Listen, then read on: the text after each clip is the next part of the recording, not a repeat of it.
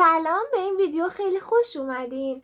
بچه ها، من امروز یه سری وسایل جدید خریدم، میخوام با هم آنباکسشون کنیم. لوازم آرایشی جدید میکاپ کنیم و بعدم بریم دانشگاه. خب من اولین چیزی که خریدم این ژل شستشوی سیمپله که مناسب پوستای مختلطه و واقعا الان صورت هم باهاش شستم که بیایم بقیه روتین پوستیمون رو انجام بدیم. این خیلی عالی بود. میدونم اونقدر برنده مثلا خیلی خفنی نیست، ولی من واقعا راضی بودم. یعنی همیشه من از شوینده های صورت یا فوم های شستشو که استفاده میکنم پوستمو خیلی خشک میکردن، ولی این انگار در عین حال که پوستتو میشوره و تمیزش میکنه که اینم بگم خیلی قدرت پاک کنندگی بالایی داره. یعنی نمیدونم براتون پیش اومده یا نه، بیاید از یه ریمل که استفاده میکنید بعدش با شوینده که میشوید همچنان موجهاتون داخلش ریمل میمونه و پدرتون نرمه تا پاک شه. ولی از این ژل شستشو که من استفاده کردم با یه بار اینجوری شستن تمام ریملا رو پاک کرد. اینش خیلی خوب بود. و دیگه چی؟ در عین اینکه صورتو میشوره و تمیز میکنه همون لحظه انگار یه آبرسانی هم پوستو میکنه. یعنی شما که پوستتو میشوری میای اصلا اینجوری که دست میزنی میبینی چند نرمه پوستم. یعنی اون حالت خشکیه رو نمیده که حالا به 200 مدل آبرسان نیاز داشته باشی. من کلا خیلی تعریف این سیمپل رو شنیده بودم و خوبیش هم اینه که مثل مارکای کلینیک و اینا اصلا اونقدر چیز گرونی نیست که هر کسی توانایی خریدش رو نداشته باشه.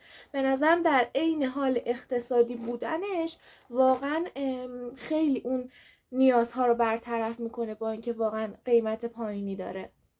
از تونر همیشگیم که مارک استارلوکسه میزنم. اینم واقعا هم باز اقتصادیه و خیلی اوکیه دیگه. قشنگ چربی پوستتون رو کنترل میکنه.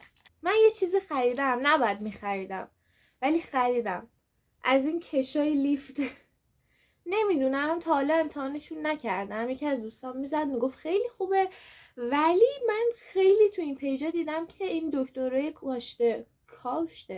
کاشته مو میگن که اینا باعث کچلی موهای اینجا میشه، ولی اگه کم استفاده کنین ازشون اوکیه. درسته میخوام برم دانشگاه، نمیخوام برم عروسی، ولی خب تازه خریدم باید تستش کنم. اینجوریه که اینجای مو باید جمع بشه اول. خب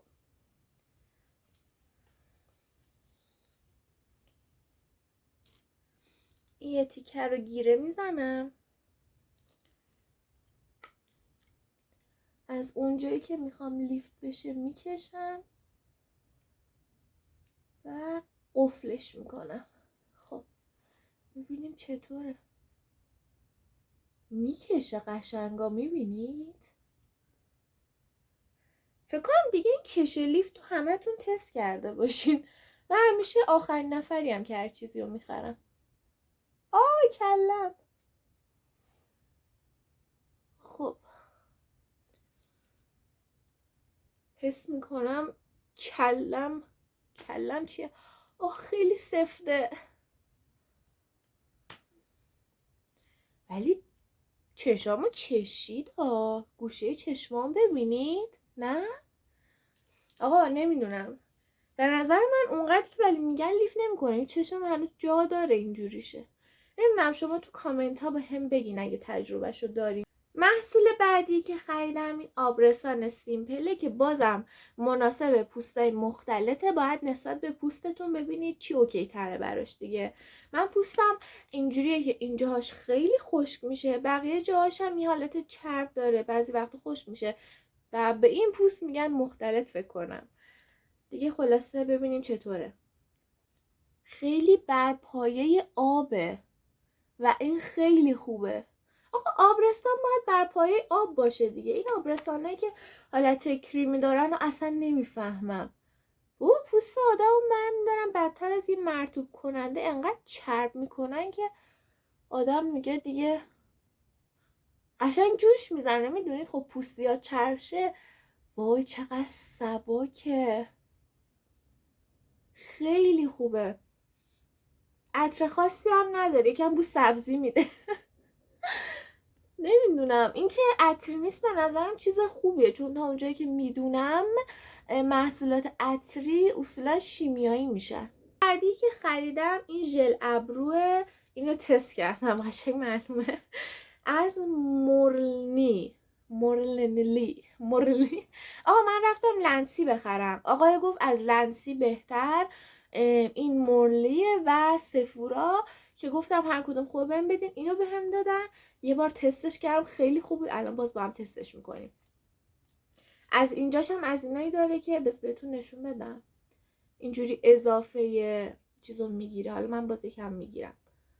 این خیلی خوبه که باعث میشه ابرو سفیدک نزنه.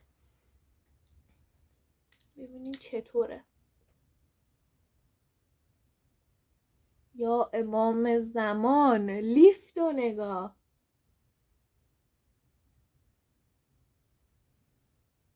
موهامم لیفت کردم.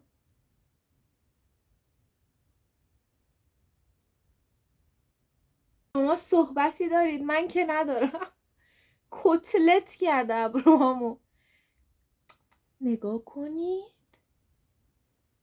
خیلی قشنگه. بریم برای آیتم بعد. این ضد آفتابو خریدم، اسمش درماتیپه، SPF 50 داره که خب خیلی خوبه. فرانسوی، فرنچ، او مای گاید. بعد ضد آفتاب بیرنگ پوست چرب دراماتیک و 15 دقیقه قبل از قرار گرفتن در معرض آفتاب روی پوست تمیز استفاده شود. هر 2 ساعت تکرار کنید. یعنی هر 2 ساعت باید تمدید شه. دلم یه ضد آفتابی میخواست که کمتر نیاز داشته باشه تمدید شه. آقا نمیدونم، من رفتم ضد آفتاب مایو بخرم، آقای گفت این از مای خیلی بهتره. تستش کنیم ببینیم. 2 انگشت اینجوری.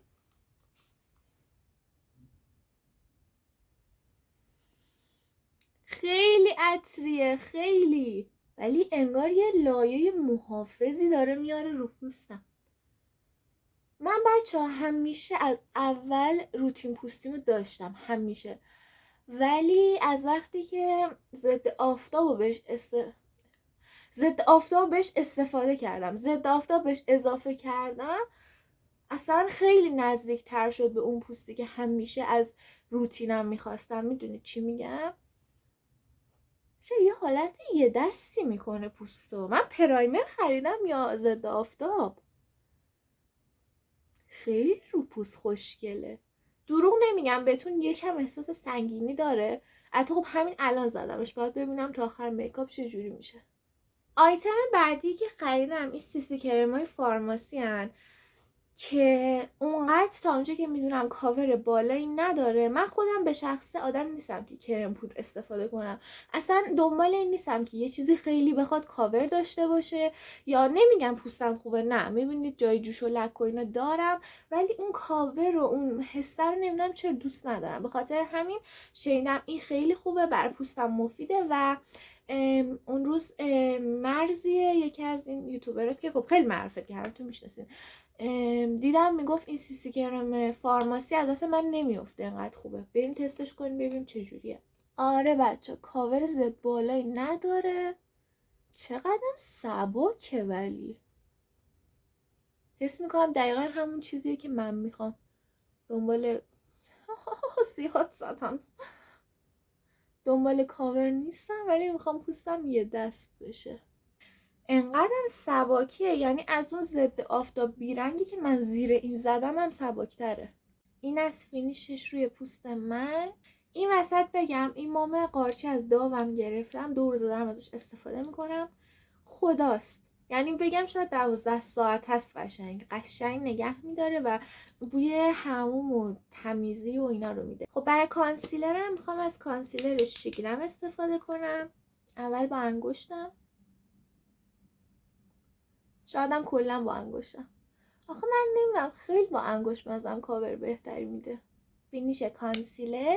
آیتم بعدی که خریدم این تینت اتوده. من همیشه از این تینت های معمولی تر اسنس و یا یه سری از این فانتزی ها استفاده میکردم، ولی این تینت اتود واقعا یه چیز دیگه است. ببینید اصلا غلظتشو، این آبالبالوه.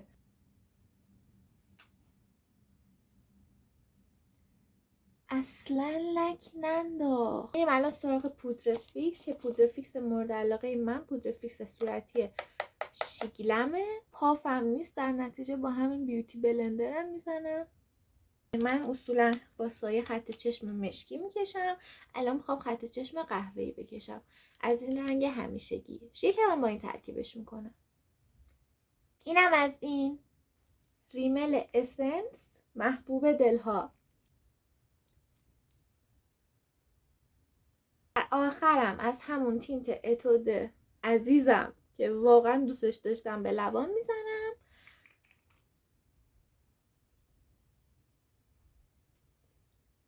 محصولات جدیدم که خریدم بگم نقدم، و این ژل شستشوش عالی بود، آبرسانش خوب بود، با کیفیت بود و این ضد آفتابم یکم احساس سنگینی میداد، ولی در کل که مثل یه پرایمر قشنگ عمل میکرد، پوستو قشنگ گدست میکرد. تینت اتود که خدا بود، ژل ابروی مورلی که اینم خدا بود، و دیگه چی خریدم؟ چیزی کرم فارماسی خوب بود برای کسی که نخواد خیلی پوستش کاور شه دیگه. اینم مام قارچی داف که اینم خدا بود. اگه ویدیو رو دوست داشتین لایکش کنید، کانال منو حتما سابسکرایب کنید. مرسی که تا اینجای ویدیو نگاه کردین. تا ویدیوی بعدی